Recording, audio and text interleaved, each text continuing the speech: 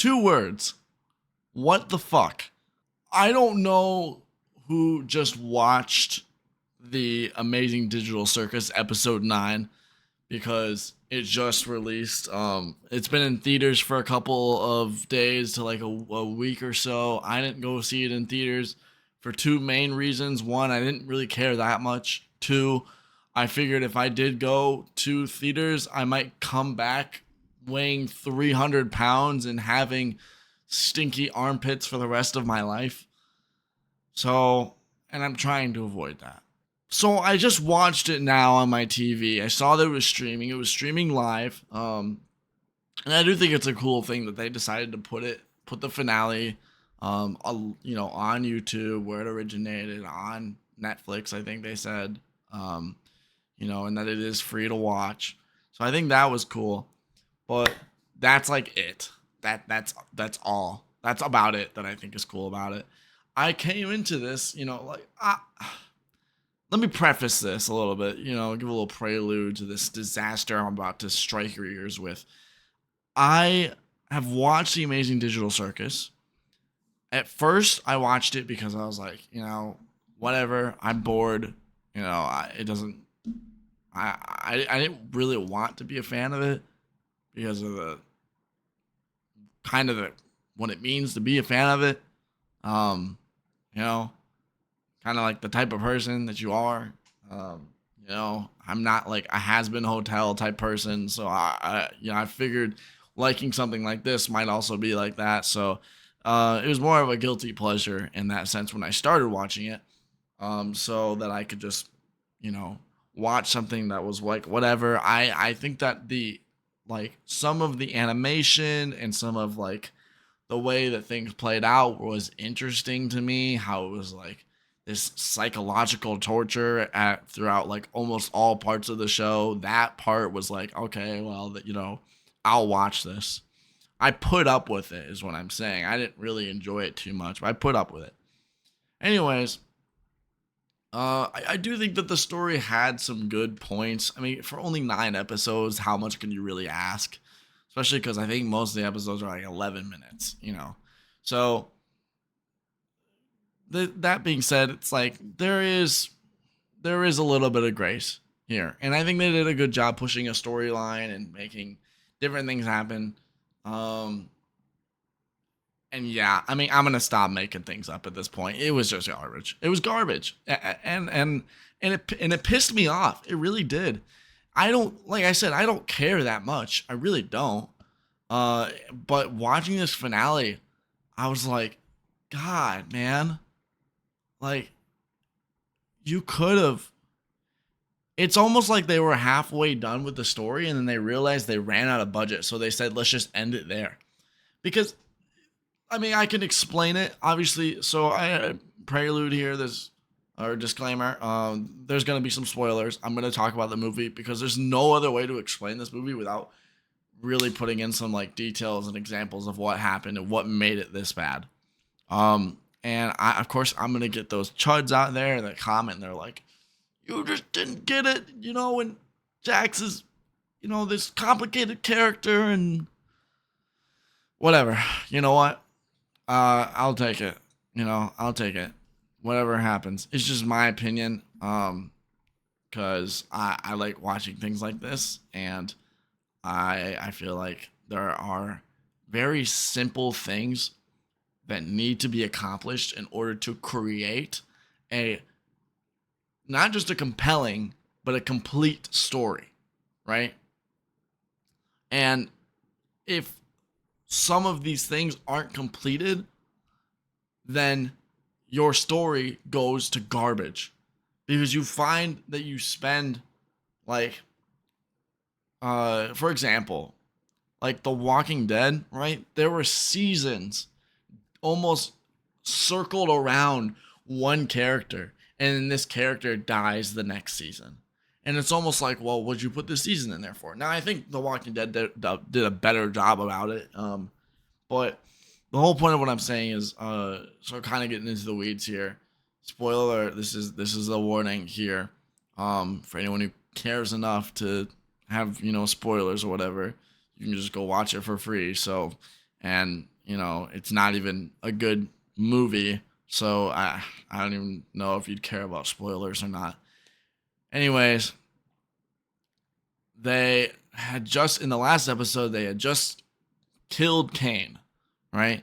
And Kane is like this headmaster that is like over the circus, and I think he's like this AI that was like a corrupt AI and took over. There was like a good AI and a bad AI, and the bad AI had like completely took over the good AI and became what is known as Kane, which is like the headmaster of this digital circus.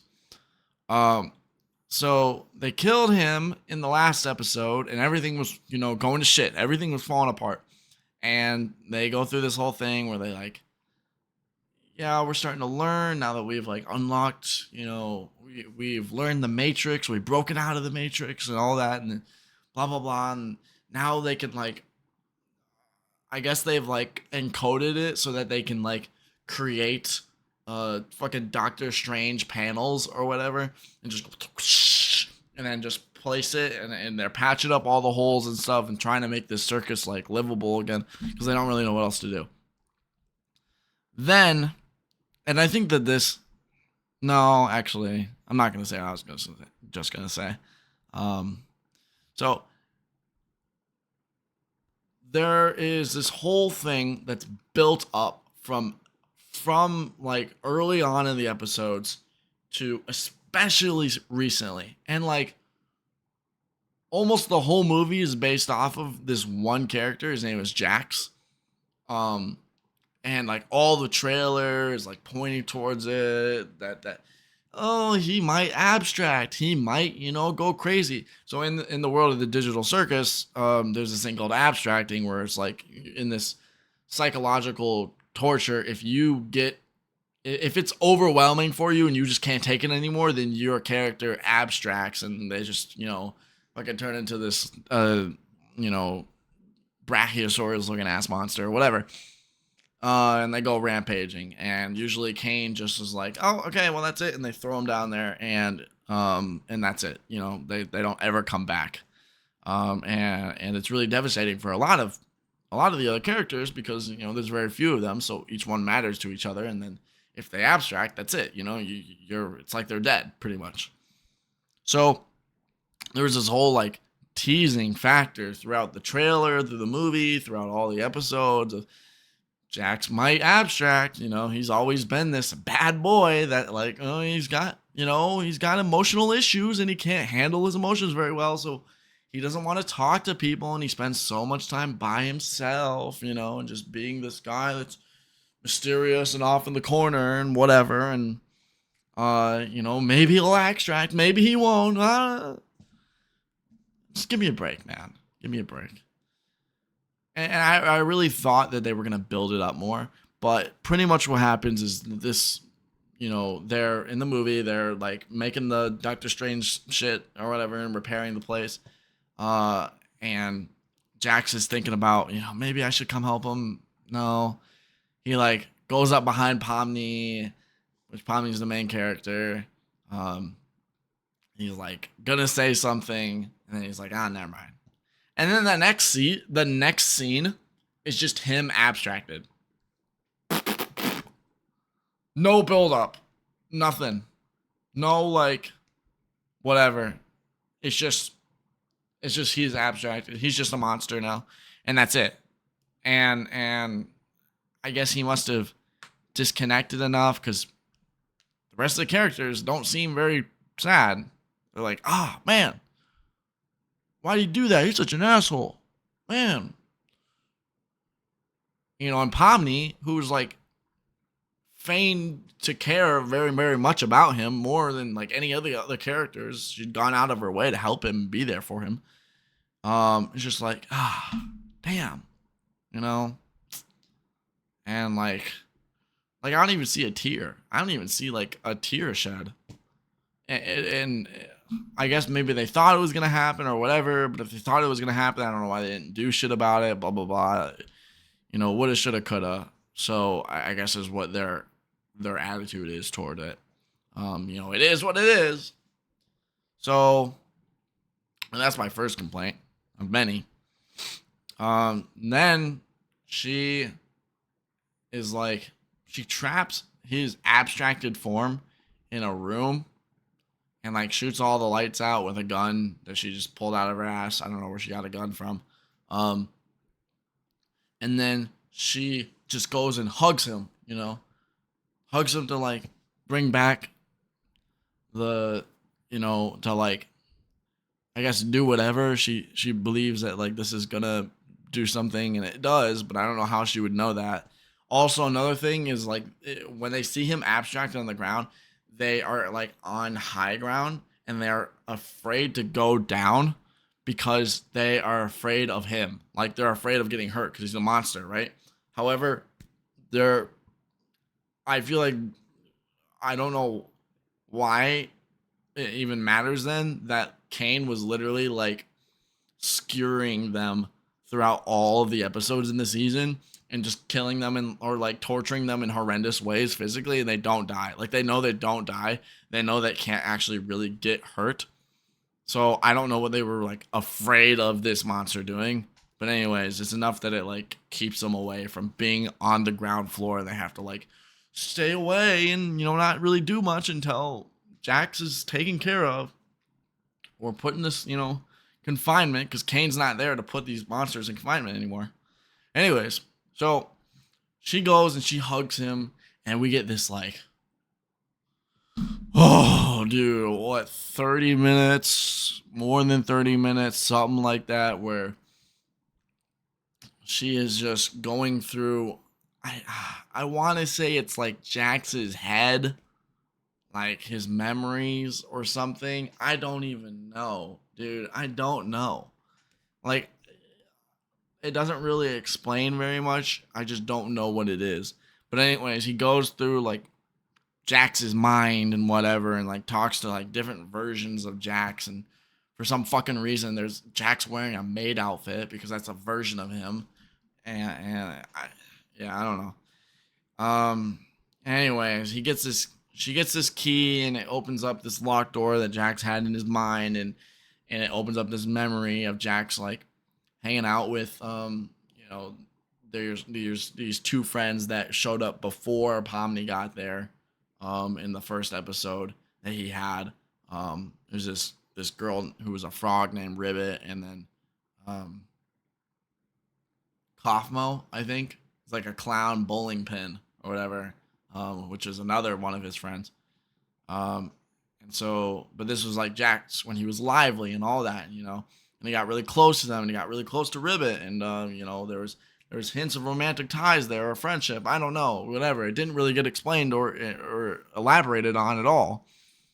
Um, and it's just this whole thing where Jax is not very emotionally available. He really isn't. And his friends are really trying to dig into him to really get him to show his emotions and be emotionally available, emotionally intelligent, or something like that.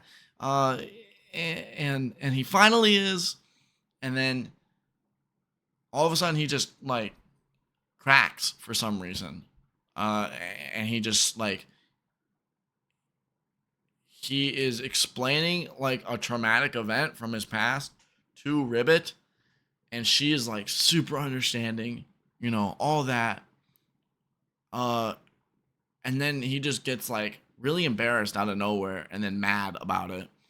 And like throws down the gift that Ribbit gave him and blah blah blah. And then he just won't talk to Ribbit after that, and just whatever, and just ruins that whole friendship to the point where Ribbit abstracts, but he doesn't want to like show his emotions, so he doesn't even cry when Ribbit abstracts, and then Kaufmo abstracts and blah blah blah. And then he like it ends off with like this whole backstory thing ends off with like the real version of Jax inside of the monster. It's like, you shouldn't love me, no one should love me, or whatever. And Pomni goes up and hugs him and loves him anyway, just like she's done throughout the entire series. And I think I can't even tell. I think it finally starts to click for him.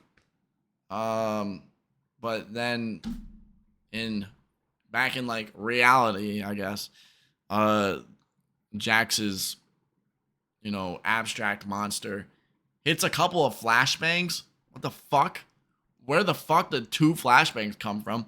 But there's flashbangs on the ground, and he fucking just steps into the flashbangs, and they explode, and it launches Pomni away, and so Jax stays this abstract character, um, and that's it. He stays this abstract. That's it. That's all you see of Jax. Jax stays this abstracted being, and I guess he's like calmer now, and I guess so abstracted beings are like calm and dark, so they make this tent for him, and they lead him into the tent, and he rests and he sits there, and that's it. That's him for the whole movie. He doesn't come back. No one comes back from being abstracted, or anything. They're just like, he's peaceful in there or whatever. That's it. And he never comes back for the whole movie. Just like, maybe we had some more for Jax, but we ran out of budget. We decided to cut it there, and that's boom. That's not the end of the movie, but that's just the end of Jax. And Jax is easily one of the most hyped up characters of throughout this entire show, and especially throughout like the trailers to this movie. And then that's just it for him. So that pissed me off. And so then they're just sitting on the couch trying to think of what else to do. And the camera just turns, and fucking Kane is just peeking around the corner watching him. I'm like, what? They had this whole ass mission, whole ass thing in the last episode where they finally got Kane deleted. And Kane's just like around the corner. Like, what's up? He's just there. I thought he got deleted. What the fuck happened? But no, and it goes into Kane's, thing where Kane is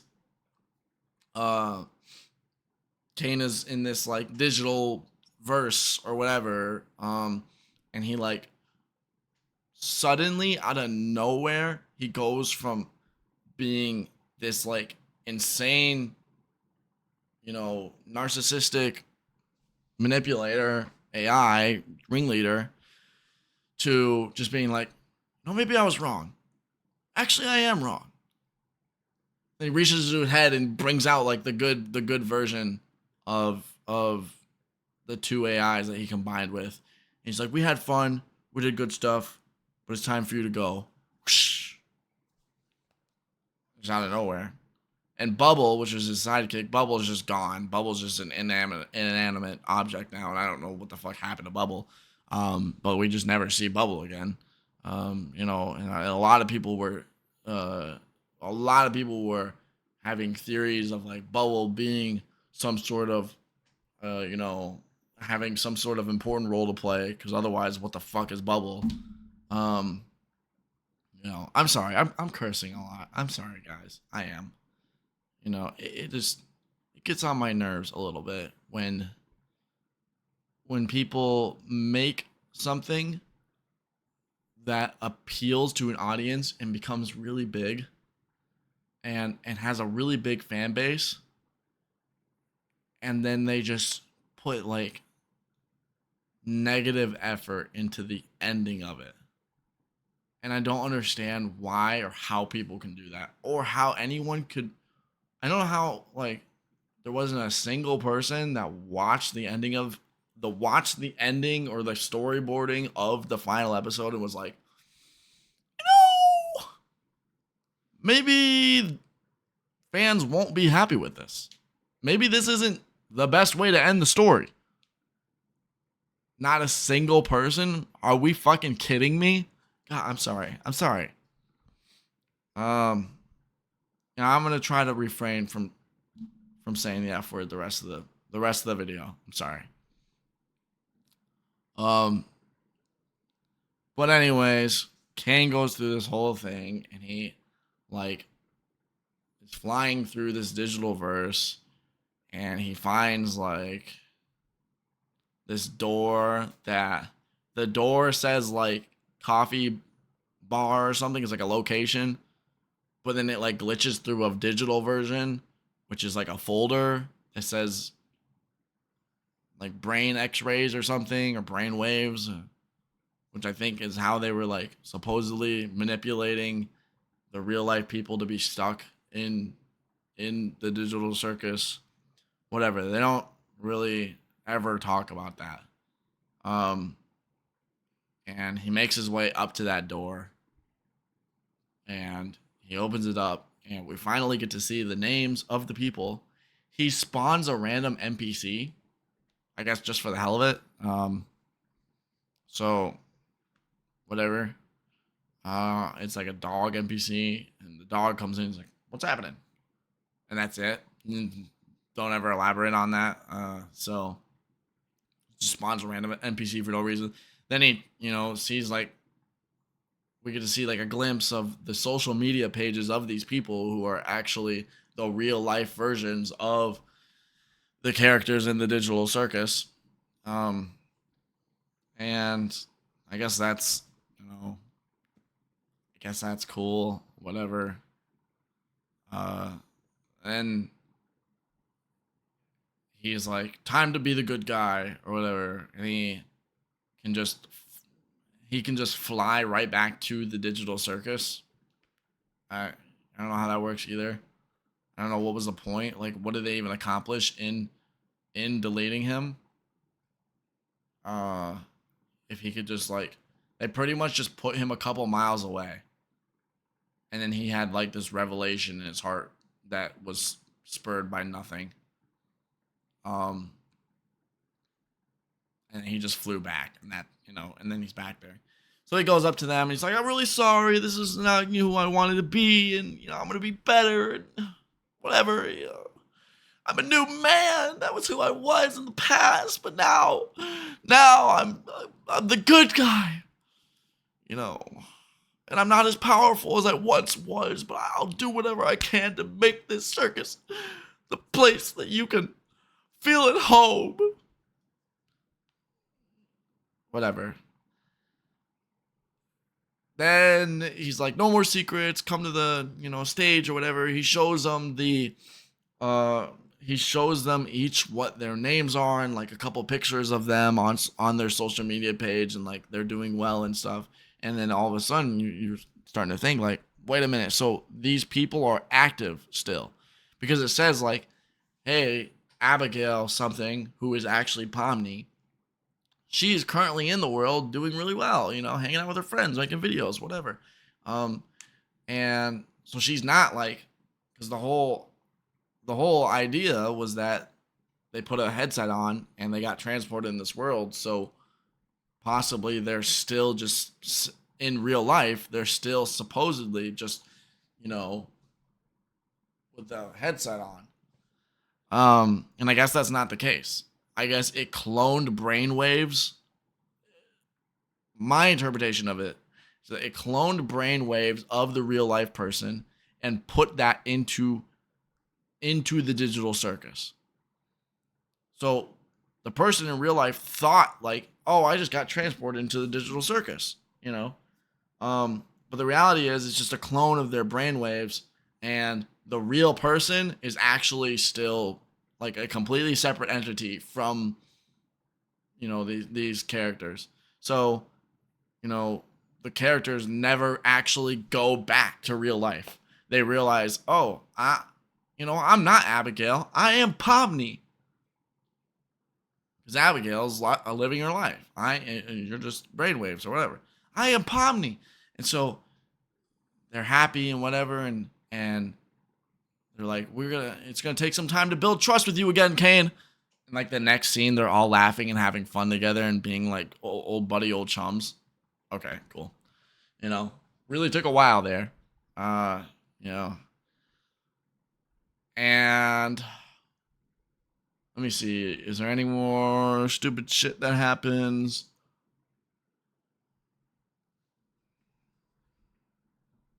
They never like show the faces of the people.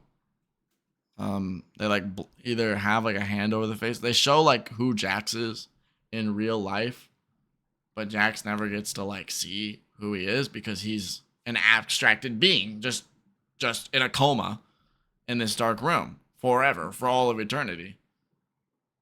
We never figure out. There's not even a hint The movie pretty much ends with us knowing, like, okay, so they're gonna be in the digital circus forever. You know, that's the reality. They're gonna be in the digital circus forever. The pro is that, like, now they have control over the digital circus, so they can make it whatever they want it to be. We don't even get a hint that, like, we might have found a way to turn back abstracted people. No, it's just like, well, he's abstracted. That's it. Well, fuck him. God, I'm sorry. And that's it, pretty much, And we get this, like, breaking the fourth wall scene where Pomni's just walking, and she looks at us and she says, and I guess we're supposed to feel like, oh my God, she really loves us. We were really in this journey together. Cool, dude. Whatever. I couldn't give up. I couldn't give up.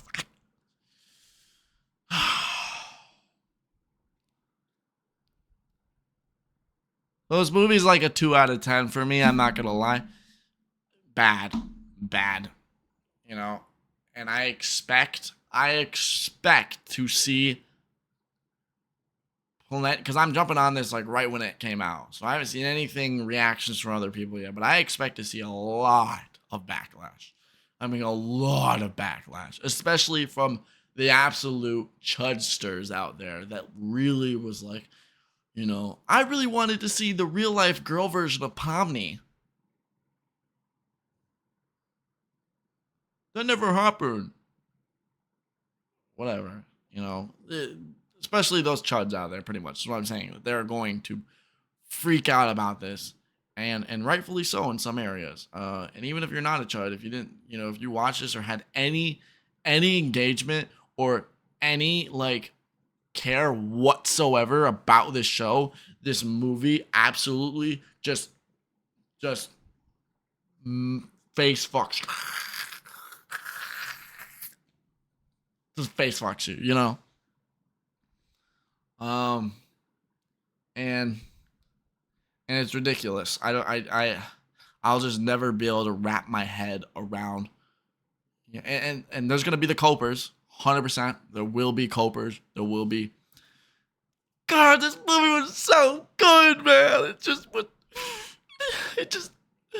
the depth and the soul of the characters, and they're finally accepting who they are, and that they're really the power behind saying, I'm Pomni, I'm not Abigail, I'm Pomni, I'm my own separate entity being.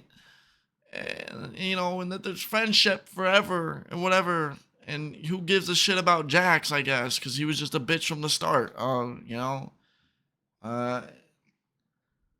there will be those people. There will be those people. But I'm telling you right now, watch the movie. And please, for the love of everything, please don't cope with this movie. This movie was ass. This movie was hot garbage. And they absolutely milked this so much. They milked it. They really grabbed it by the balls, gave it a nice twist. It just milked it dry. That's what it did. Because I guarantee if it didn't have all the hype around it, this would never have gotten this far. Because it's just, I don't know why.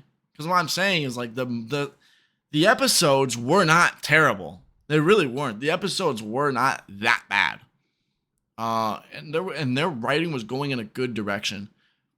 But I will never understand how you can go from, like, hey, we're getting there. Oh, we're going in a good direction. Wind up. Here comes the pitch. We're at the end game here. This is a good spot. And just absolutely whiffing it. Like, what the hell happened? What are you thinking? Who? Glitch Productions. Who? Gooseworks. Who did you put in the storyboard office? I want them. I want their head right now. I want their head on a platter right now in my office. If I was the Gooseworks director, that'd be 100% what I'd be saying right now. You're not fired. No, you're not fired. You're executed. Yeah, you know what? I think that's how I'm going to end this video. If you liked this movie and you were involved at all in the production or the storyboarding of this movie, or you had any power to change this movie and you said nothing, you deserve to be executed on the spot. But yeah, that's all I had to say about this movie. Ass movie. Can't wait to see what other people say about it. So, and for the backlash, hit me. Get me good. I deserve it. But yeah, I just had to yap about it. So, anyways, thanks.